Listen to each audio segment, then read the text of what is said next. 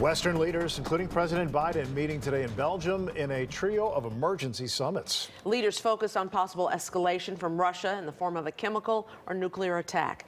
WGN's Bronagh Tumulty joining us now with the latest.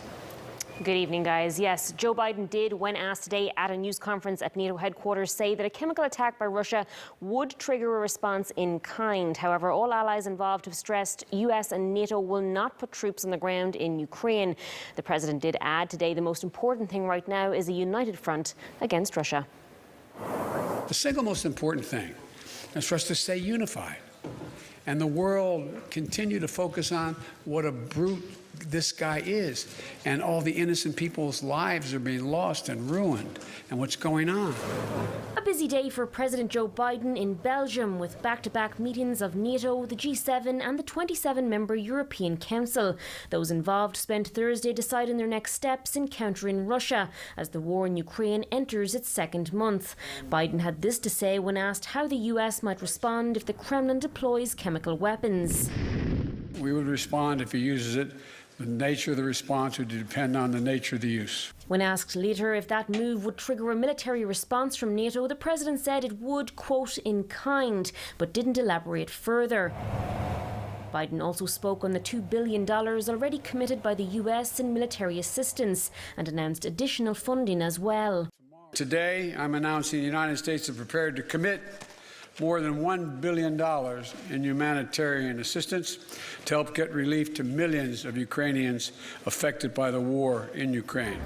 But outside, this was the scene on the streets of Brussels. Protesters calling on those in power to provide as much support as possible for Ukraine. President Volodymyr Zelensky reiterating those calls today too.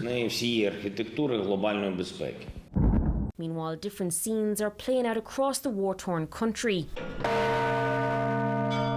These bells ring daily over Lviv, not just for prayer, but calling for a no-fly zone overhead.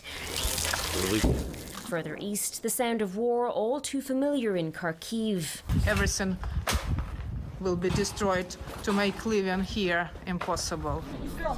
In the south, Odessa sits with sandbags at the ready and barricades raised, a city on high alert. Everything what happens now is absolutely terrible, and it's absolutely cannot come in my brain, in my view, in my looks for the world. And in Kyiv, rows and rows of urns with the ashes of the dead are piling up. Many have accumulated in the last month, others left unclaimed as loved ones abandoned everything. Biden also announced today the US will accept as many as 100,000 Ukrainian refugees with a focus on reuniting families. He's heading to Poland tomorrow and did say today he expects to meet some of the people who've been displaced. He'll also meet with the Polish president and with US troops who've been deployed there. All right, Bronagh, thanks so much. And